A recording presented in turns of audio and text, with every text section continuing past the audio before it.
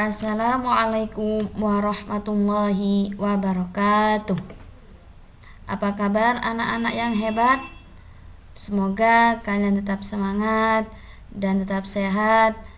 Dan jangan lupa ketika kalian keluar rumah, gunakan masker ya. Anak-anak yang hebat, hari ini kita akan belajar tema 1, subtema 3, pembelajaran kedua. Ayo selamatkan hewan dan tumbuhan. Namun, sebelum kita mulai pembelajaran pada pagi hari ini, marilah kita berdoa bersama-sama terlebih dahulu dengan harapan apa yang kita pelajari pada pagi hari ini bermanfaat bagi kita semua. Bismillahirrahmanirrahim. Rabbi shrah li sadri wa yassir li amri wahlul 'uqdatam min lisani yafqahu qawli. Amin ya rabbal alamin.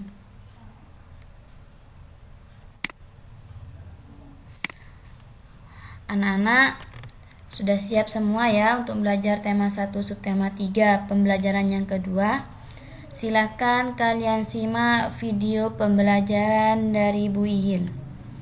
Nah, kemarin kita sudah belajar tentang berkembangbiak hewan dan jenis hewan yang hidup di negara Asia. Masih ingat kan ya bagaimana perkembangan hewan?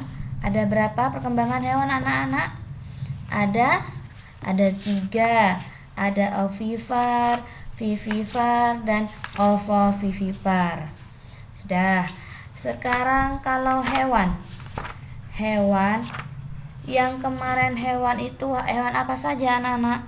Ada hewan harimau, ada orang hutan, dan ada badak. Nah, sekarang pertama Bu Ihil akan menjelaskan Pancasila.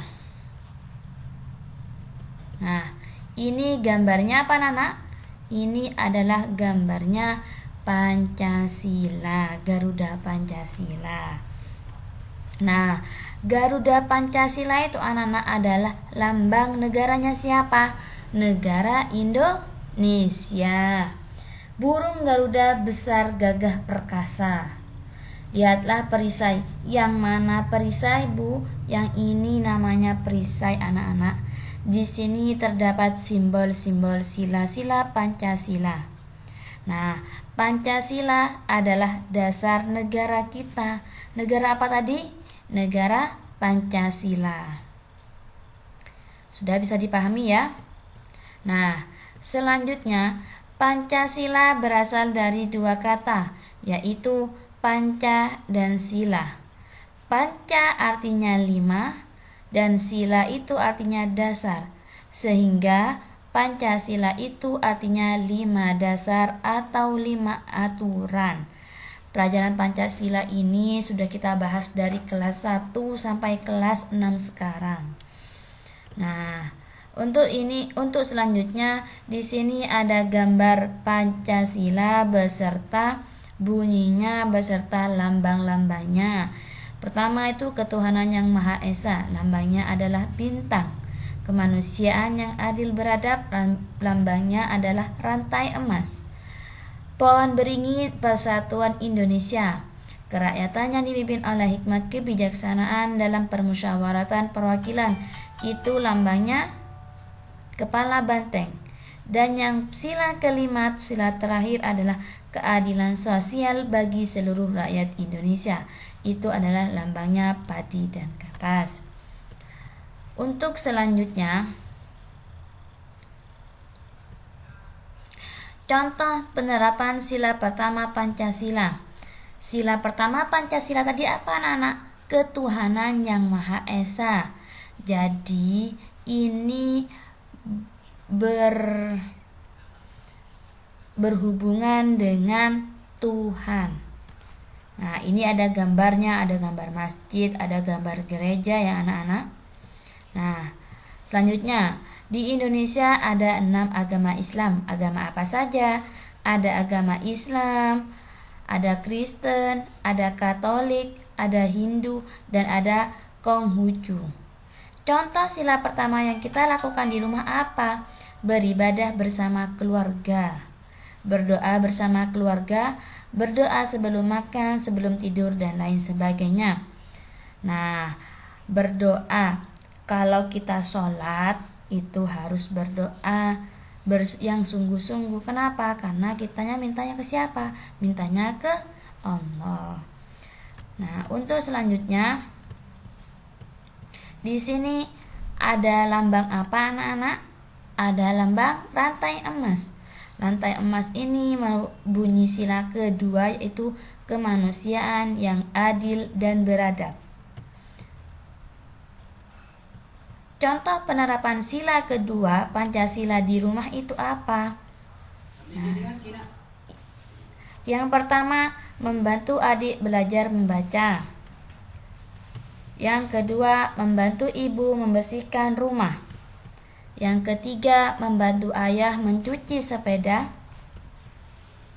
Nah, itu tadi sila kedua.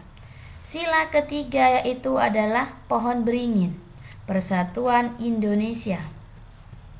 Contoh penerapan sila ketiga Pancasila di rumah adalah 1. Hidup rukun dengan keluarga. Tadi apa tadi? Persatuan. Berarti hidup rukun dengan keluarga anak-anak. Yang kedua itu tidak bertengkar dengan saudara. Yang ketiga, saling membantu dalam keluarga. Berarti intinya kompak, persatu. Nah, itu sila ketiga. Sekarang penerapan sila ketiga Pancasila dengan teman itu apa saja? Ketika kita bermain dengan teman dari berbagai macam suku agama, bermainnya itu harus dengan teman dari berbagai suku agama, tidak milih-milih agama. Orang Islam bisa bermain dengan orang Kristen juga. Nah, tidak mengejek teman ketika teman kalah bermain. Yang ketiga, tidak memilih-milih teman saat bermain. Ya, jangan sampai ya ada anak-anak kelas 6 ini ketika bermain masih milih-milih teman. Kalau temennya jelek gak ditemenin. Kalau temennya tidak punya uang gak ditemenin, gak boleh ya. Nah, selanjutnya menjaga kekompakan dengan teman saat bermain. Nah, kekompakan saat bermain ini ketika kita bermain tim. Contohnya kita bermain sepak bola, kita harus kompak, tidak boleh ini loh saya, tidak boleh ya. Selanjutnya mau menerima kekurangan teman. Kalau temannya gak bisa ya gak boleh dimarahin. Temannya itu punya kekurangan gak boleh diejek ya. Itu contoh penerapan sila ketiga Pancasila dengan teman bermain. Selanjutnya yaitu kepala banteng. Ayo, kepala banteng ini sila keberapa anak-anak? Sila keempat. Gimana bunyinya? Kerakyatan yang dipimpin oleh hikmat kebijaksanaan dalam permusyawaratan perwakilan. Sudah hafal semua ya Pancasila? Nah, sekarang contoh penerapannya apa yang di rumah itu? Ada yang bisa anak-anak? Yang pertama, menghormati pendapat orang lain. Kita harus menghormati. Yang kedua, tidak memaksakan kehendak. Yang ketiga, menyelesaikan masalah keluarga dengan diskusi atau musyawarah. Musyawarah menentukan sekolahnya anak. Nah, di situ kalian juga bisa bermusyawarah menentukan ketua kelas. Itu merupakan sila keempat juga. Sudah ya, musyawarah kalau di desa itu pemilihan kepala kampung, kepala desa itu namanya sila keempat juga. Nah, sekarang penerapan sila keempat dengan teman bermain. Apa? Berdiskusi tentang aturan permainan. Yang kedua, menghargai perbedaan pendapat dalam bermain. Yang ketiga, menerima keputusan pendapat dengan lapang dada.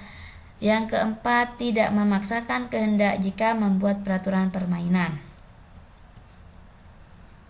Nah, sekarang sila kelima, sila terakhir. Apa tadi anak-anak? padi, dan kapas. Berbunyinya gimana? Keadilan sosial bagi seluruh rakyat Indonesia. Nah, contoh penerapan sila kelima Pancasila di rumah adalah pandai membagi waktu untuk belajar dan bermain. Adil berarti ya. Kalau belajarnya 5 menit, berarti bermainnya 5 menit. Kalau belajarnya 30 menit, bermainnya 30 menit, gak boleh lebih. Nah, yang kedua, rajin menabung. Yang ketiga, bergotong royong membersihkan rumah. Nah, kalau penerapan sila kelima Pancasila dengan teman bermain itu apa? Berbagi makanan secara adil.